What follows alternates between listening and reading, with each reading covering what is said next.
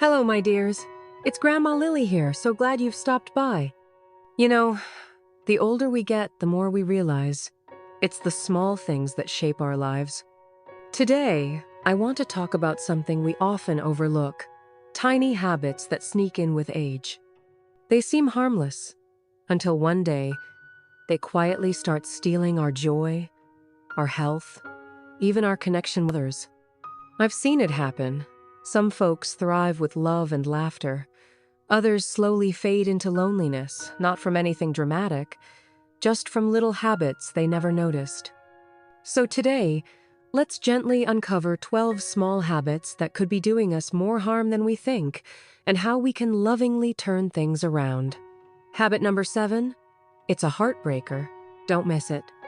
If you enjoy these cozy heart-to-hearts, go ahead and subscribe to Dear Grandma.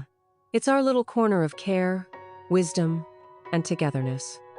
Now, let's take a kind step forward together and look at habit number 1. Number 1, letting a touch of negativity cloud our days. As the years gently accumulate, it's understandable that we might experience more aches, more changes in our bodies, and perhaps feel a little out of step with the rapidly evolving world around us. It's easy for a little sigh here, a small grumble there, to become a more frequent tune in our daily symphony. Before we know it, a subtle shade of negativity can begin to color our entire outlook. Take my dear friend Arthur, for example. A kind man, but as he reached his mid-70s, he started to express more and more criticism about the younger generation, often reminiscing about how things were so much better back in my day. His negativity wasn't born of any malice, but it was creating a subtle distance between him and his loved ones. His conversations, once filled with warmth and shared laughter, became punctuated with these critical remarks, making them feel a little chilly. His grandchildren, who used to eagerly anticipate their visits to Grandpa Arthur, began finding more and more reasons to stay home. Having spent many years working in home care and befriending so many wonderful seniors, I've seen how easily this gentle slide into negativity can happen. It's often not intentional, but rather a quiet response to feelings of frustration or perhaps a sense of loss for the way things used to be. But here's a gentle truth I've learned. Negativity, like a little cloud, can be quite contagious. When we allow it to dominate our thoughts and our words, it can slowly create an emotional distance from the very people who could offer us the most comfort, support, and love. If we are constantly finding fault, we risk missing out on the beautiful connections that bring so much joy to our lives. How to gently shift this habit? It begins with a little intention, my dears. Let's try to be more mindful of our words. It might feel a little like consciously steering a ship at first, but let's try to lead with something positive, even on those days when things feel a bit challenging. Let's make a gentle effort to share a moment of gratitude, no matter how small it might seem. Perhaps it's the beauty of the sunrise, the comforting warmth of a good cup of tea, or a kind gesture from a neighbor. By consciously focusing on the good, we begin to weave a new pattern into our thoughts and our interactions. Positivity, you see, has a gentle magnetic pull, and the more we share it, the more we often find that love and connection we might have been missing gently returning to our lives. It's truly never too late to gently shift the energy that surrounds us. Number 2, overlooking the gentle art of personal care. As the years unfold, it can sometimes feel easy to let some of our routines slip, especially when it comes to our appearance. After all, we might think, who are we really dressing up for these days? But what we might not fully realize is that personal care isn't about vanity at all. It's a quiet act of self-respect, a gentle way of honoring ourselves. My dear friend Beatrice, who was once known for her impeccable style and her always neat appearance, began to gradually let go of these routines. She started wearing clothes that were perhaps a bit too baggy, skipped her regular hair appointments, and rarely took a good look at herself in the mirror. While people might have stopped offering compliments, The more significant impact was the subtle feeling of disconnection she began to experience from the vibrant, well-cared-for person she used to feel like. The way we present ourselves to the world, even in the quiet of our own homes, sends a powerful message, not just to those around us, but perhaps even more importantly, to ourselves. I've gently observed how neglecting these small acts of self-care can sometimes lead to a gradual decline in self-esteem, a subtle erosion of that inner spark. But making even small efforts, like choosing an outfit that makes us feel good, or simply taking a moment to brush our hair and perhaps put on a touch of our favorite lotion, can give us a quiet sense of pride and accomplishment. It's a gentle reminder that we matter, that we are worthy of being cared for by ourselves. How to gently reawaken this habit? Let's start small, my dears. There's no need to strive for perfection, just a gentle intention to show ourselves the same loving care we once did. Perhaps choose to wear an outfit that brings you a little joy, even if you're not stepping out of the house. These small, gentle acts of self-care can help you feel more confident, more put together, and more connected to the person you truly are. It's about honoring yourself, not for the sake of others' opinions, but because you, my dear, deserve to feel good in your own skin. Number 3. The gentle art of embracing change, not resisting it. Change, my dears, can feel like a strong wind, especially as we've settled into our comfortable routines over the years. It's often easier to become a little set in our ways, to resist the new and the unfamiliar. My dear friend Clara, a bright and independent woman in her early 70s, found herself quite resistant when her grandchildren started enthusiastically embracing texting as their primary way of keeping in touch. "Oh, I don't need to learn all that fiddly business," she'd declare with a firm shake of her head.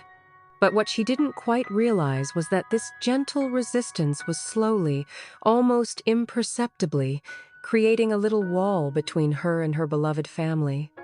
They wanted to share their daily lives, their little triumphs and tribulations, but they began communicating less frequently because Clara was, in essence, rejecting the easiest avenue for connection in their modern world. I've observed this in many wonderful seniors, a gentle reluctance to embrace change, particularly when it involves technology. There's often a feeling that it's too late to learn something new, or perhaps that it's simply unnecessary. But here's a gentle truth. Refusing to adapt doesn't just create a distance from technology itself. It can, ever so subtly, create a distance from life as it continues to unfold around us. Change, you see, is an inevitable part of life's tapestry, but it also presents us with beautiful opportunities for growth, for continuous learning, and for staying intimately connected with the people we cherish. How to gently open ourselves to change. Let's try to embrace small changes, my dears, one gentle step at a time. There's no need to suddenly become a tech wizard or a complete convert overnight. Perhaps we can start by learning just one new little thing each week. Maybe ask a grandchild to patiently teach you how to send a simple text message, or perhaps a kind friend could show you how to use a new app that shares photos of their garden. Embracing change isn't about trying to become someone we're not. It's about staying engaged with the people and the vibrant world that surrounds us. Even if it's just a small step, a little dip of our toes into the new waters, it can help us stay connected, feel more included, and remain open to the many new experiences life still has to offer. Number 4. Gently decluttering our spaces, inside and out. My dear friend Eleanor has always been a woman of great sentimentality, cherishing memories and the physical tokens that represent them. Over the years, her lovely home gradually became filled with items she found difficult to part with. Old birthday cards tied with faded ribbons, clothes that no longer fit but held stories of happy occasions, and stacks of magazines with articles she promised herself she'd read someday. What once felt comforting, a tangible link to her past, slowly began to feel like a weight, making it difficult for her to move freely through her home, both physically and mentally. She began to feel a little overwhelmed, a little disconnected from the peaceful sanctuary her home once was. Clutter, you see, doesn't just occupy physical space. It can also quietly encroach upon our mental space, creating a sense of being weighed down and disorganized. I've gently observed how holding on to an excessive amount of possessions, whether they are physical items or even old, unresolved emotions, can prevent us from fully embracing the present moment and moving forward with a lighter step. The sheer weight of holding on to too much can make us feel a little trapped, a little stuck in the past. How to gently create space? Let's begin gently, my dears. Perhaps by decluttering just one drawer or one shelf at a time. As we handle each item, let's ask ourselves two simple questions. Do I truly need this in my life right now? And does this item still bring me joy? Let's try to gently release those things that no longer serve a purpose or bring a smile to our faces, and let's observe the wonderful feeling of lightness that often follows. A more clutter-free physical space can often lead to a more clutter-free and peaceful mind. Remember, decluttering isn't just about tidying our homes. It's about creating room for new experiences, new opportunities, and a renewed sense of calm. Number 5. Cultivating gentle patience in our interactions. As we navigate our later years, we might find ourselves becoming a little less tolerant, a little quicker to feel impatient, especially when life doesn't quite unfold according to our expectations.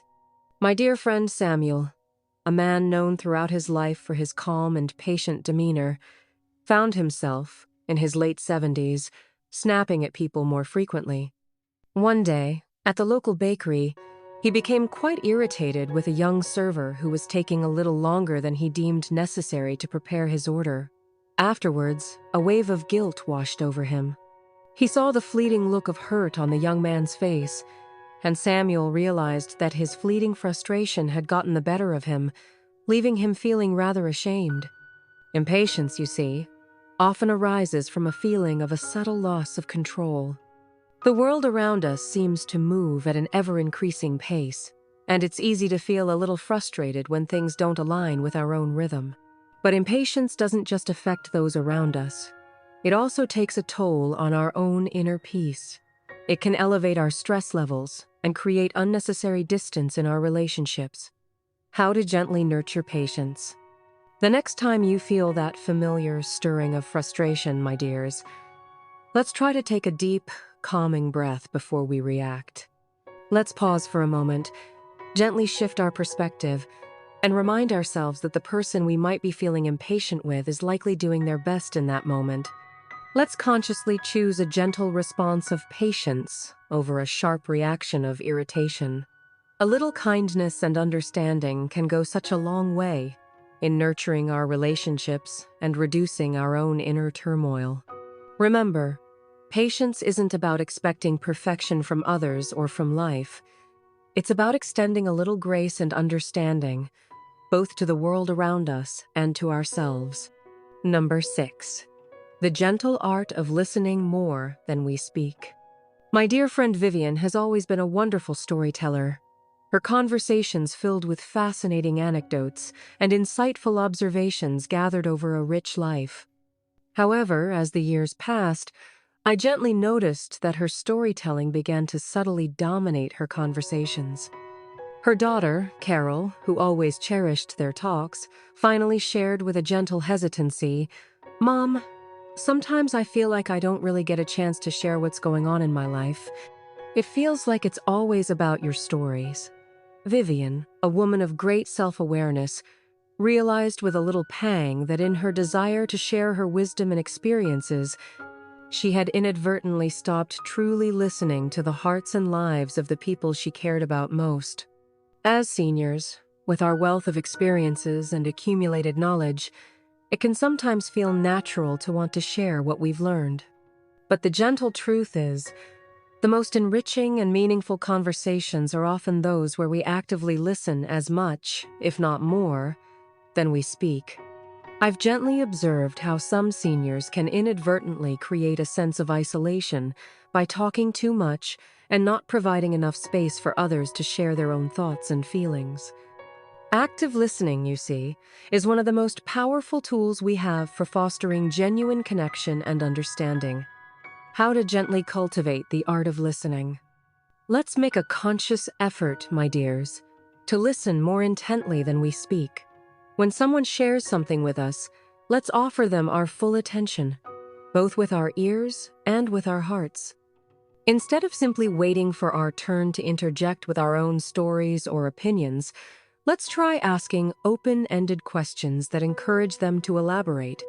And let's show genuine curiosity and interest in what they are sharing.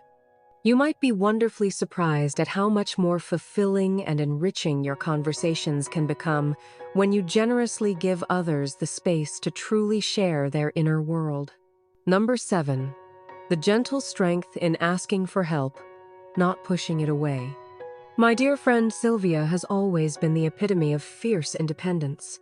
A woman who took pride in managing everything herself, always the one offering help to others and never wanting to feel like a burden. One blustery autumn day, a kind young man offered to assist her with her heavy bags of groceries as she was leaving the market. Sylvia, with a firm but polite shake of her head, declined his offer. "No, thank you, dear. I've got it," she insisted, unwilling to admit, even to herself, that the weight was becoming a struggle.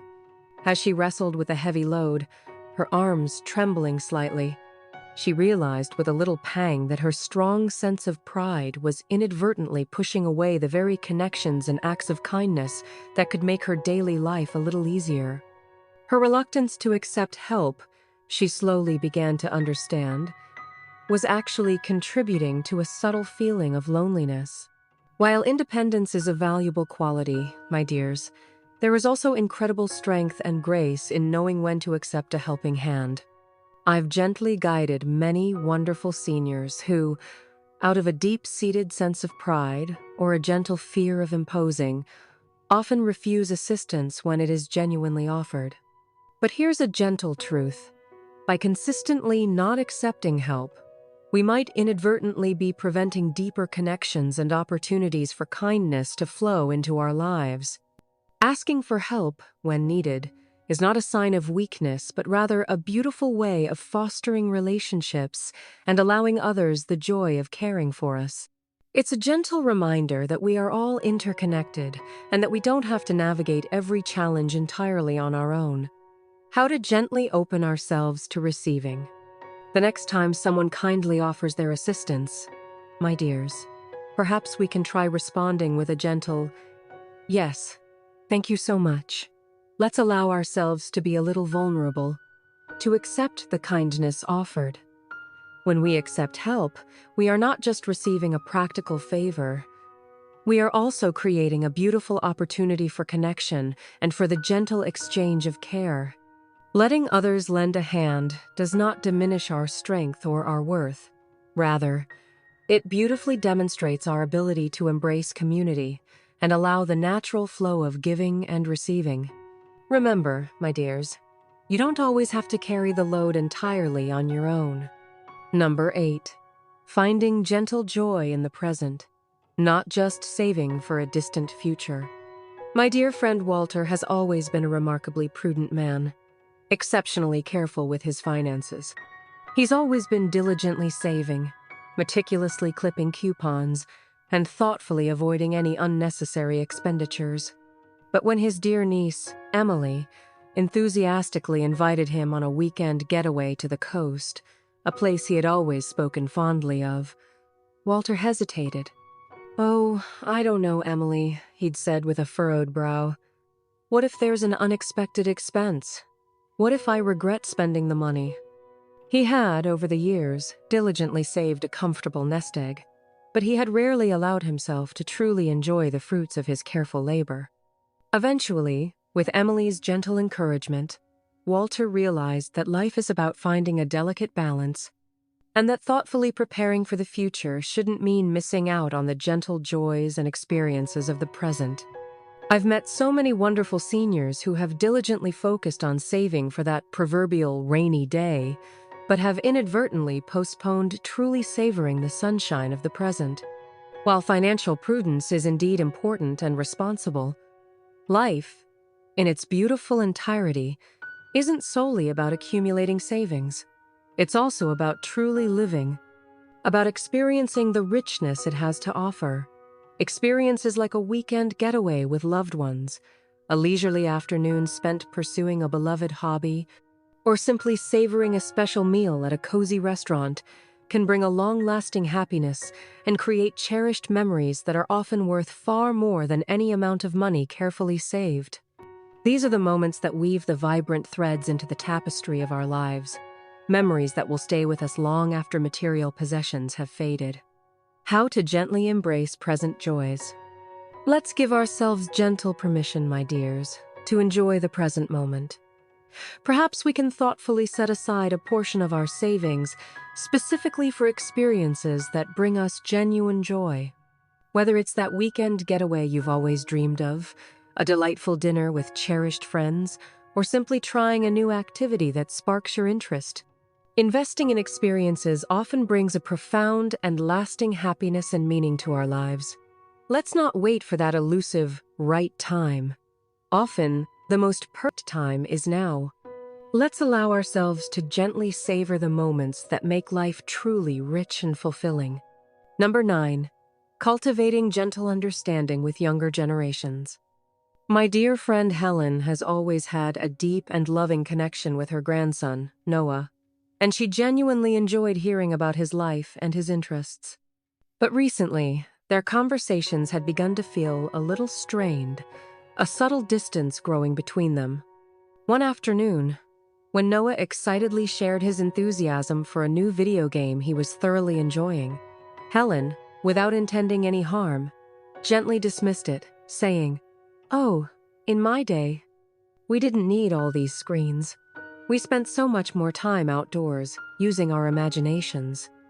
Noah's bright expression dimmed slightly, and Helen felt a little pang of regret, realizing she had unintentionally made him feel that his interests were somehow less valid or less worthy. Generational differences, my dears, are a natural and inevitable part of life's progression. But it's so important to approach the younger generation with a spirit of gentle curiosity and genuine respect for their experiences. I've gently observed how older generations, often without meaning to, can sometimes dismiss new technologies or trends that are important to younger people, inadvertently creating a barrier instead of a bridge of understanding. Each generation faces its own unique set of challenges and opportunities, and instead of offering criticism based on our own past experiences, we have the beautiful opportunity to offer support, understanding, and a listening ear.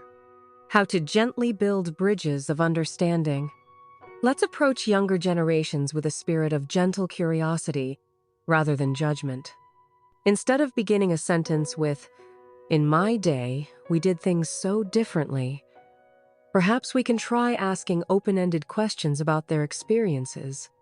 Let's show genuine interest in what they love, whether it's their hobbies, their passions, or those new technologies that might seem a little bewildering to us. This not only fosters stronger and more meaningful relationships, but it also helps us stay connected to the evolving world they are navigating. You might be wonderfully surprised by how much more connected and respected you feel simply by being open to learning about their world through their eyes. Number 10. The gentle release of grudges and regrets. Holding onto grudges, my dears, is often like carrying around a heavy, invisible weight. My dear friend George had been harboring resentment for many years towards a former business partner, towards some perceived slights from his children, and even towards old friends for misunderstandings that had long passed. It wasn't until he began to gently recognize the profound impact this emotional baggage was having on his own well-being, both his mental peace and his physical health, that he decided, with a conscious effort, to begin the process of letting go. Holding onto anger and resentment, he came to understand, wasn't just affecting those he felt wronged by, it was deeply affecting himself, creating a constant undercurrent of stress and unhappiness.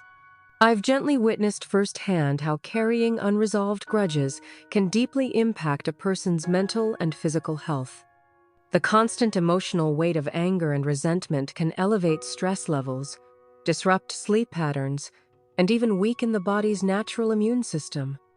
By choosing to forgive, not necessarily for the sake of the other person, but as a gentle act of self-compassion, we give ourselves the precious gift of freedom, the space to heal and move forward with a lighter heart. The act of forgiveness isn't about excusing harmful behavior. It's about releasing its powerful hold over our own hearts and minds. How to gently embrace forgiveness.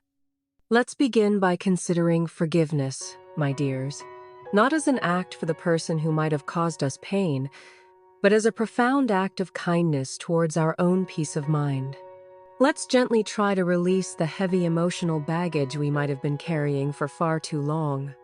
We can begin by acknowledging the pain we felt, allowing ourselves to truly feel it, and then consciously making the choice to gradually release its grip. We don't necessarily have to forget what happened, but we can choose to forgive its lingering power over us. Sometimes, journaling our feelings or even writing a letter expressing our emotions, even if we choose not to send it, can be a helpful step in processing those feelings and beginning the gentle journey towards healing. Remember, forgiveness is a precious gift we give ourselves, not necessarily the person who may have caused us hurt. Number 11. The gentle wisdom of paying attention to our bodies. My dear friend Margaret had a tendency to gently brush aside little health issues as they arose. A touch of dizziness, a persistent feeling of fatigue, occasional joint pain. She'd often attribute them to simply getting older, a natural part of the aging process. But when she experienced a fall at home and found herself in the hospital, she had a stark realization of just how serious the consequences of neglecting these seemingly minor warning signs could be. Gently ignoring the signals our bodies send us doesn't make them disappear. It often allows small issues to quietly escalate into more significant concerns over time. As someone who has spent many years in the realm of healthcare, I cannot emphasize enough the gentle wisdom of truly listening to the subtle signals our bodies communicate to us. Seemingly small problems, when left unaddressed, can unfortunately snowball into more significant and potentially life-altering conditions. Gentle prevention, through awareness and proactive care, is so often much easier and kinder to ourselves than navigating a crisis. We can often avoid many of the more significant health scares simply by being attuned to our bodies and paying attention to those early, gentle whispers of discomfort. How to gently cultivate body awareness. Let's make a gentle commitment, my dears, to pay close attention to our bodies. Let's truly listen to those subtle signs. A persistent dizziness, an unusual fatigue, a new ache or pain in our joints. Let's not automatically dismiss them as just part of getting older. Let's make a gentle effort to schedule regular checkups with our healthcare providers and stay proactive about our overall health. Simple lifestyle adjustments, like embracing a balanced diet filled with nourishing foods, staying well hydrated by drinking enough water, and incorporating gentle physical activity into our daily routines, can have a profound and positive effect on our overall well-being. Let's not wait until those gentle whispers become urgent shouts before we take loving action to care for ourselves. Number 12. Gently nurturing joy and laughter in our days. Finally, my dears, as the years gracefully accumulate, it can sometimes feel easy to forget the simple, profound joy of laughter. Life can settle into a routine, and we might inadvertently stop actively seeking out those little moments that bring a smile to our faces and a chuckle to our hearts. My dear friend Thomas had gently fallen into this pattern, going through the motions of his days without actively seeking out moments of lightheartedness. It wasn't until his granddaughter, Lily, named after me, bless her heart, enthusiastically invited him to a local community event filled with music and laughter that Thomas rediscovered the wonderful, restorative power of a good belly laugh. He laughed more during those 2 hours than he had in many months, and it made him realize how much he had been quietly missing. Laughter, you see, is so much more than just a pleasant way to pass the time. It is truly essential to our overall health and well-being. It's a wonderful stress reducer. It can gently boost our immune system, and it has a remarkable way of lifting our spirits. As we age, we might sometimes lose touch with our playful side, but nurturing laughter is one of the most beautiful ways to stay young at heart. The simple act of a genuine laugh reminds us to embrace the joy that still surrounds us, and it's a beautiful experience we can all choose to cultivate at any age. How to gently invite more joy and laughter. Let's make a gentle intention, my dears, to make joy a priority in our daily lives.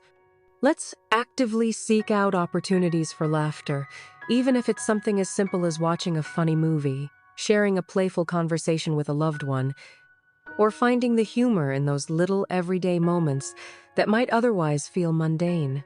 We each have the gentle power to create more happiness in our lives, so let's not wait for the perfect moment to arrive. Let's consciously choose joy, and let's observe the wonderful way it can transform our perspective, our health, and our connections with those around us. So there you have it, my dears. 12 little habits that can sometimes quietly affect our well-being as we age. The beauty of these years isn't about avoiding change or clinging to old ways, but about gently embracing awareness and making small, positive shifts. Life doesn't have to be filled with regrets or missed opportunities. By recognizing these subtle habits, we take the first gentle step towards a more fulfilling and joyful journey. Change, my dears, is a continuous path, and with each small, loving adjustment, we are creating a life filled with more love, stronger connections, and greater well-being. Now, I'm ever so curious, which of these gentle habits resonates most with you? Perhaps take a quiet moment to reflect. Which one might you like to gently work on first? Whether it's offering a little more patience, listening a little more intently, or allowing yourself to receive a helping hand, the choice, my dear, is always yours. Remember, even the smallest, most gentle steps can lead to wonderfully significant results over time. If you're ready to embrace these gentle shifts and continue on this journey of positive aging with us, please do hit that subscribe button and stay connected with Dear Grandma. We are here to support you every step of the way as you continue to age with purpose, with joy, and with meaningful connection. Thank you so much for spending this time with me. I'll be looking forward to our next gentle chat. Until then, do take the very best care of yourselves, my sweethearts.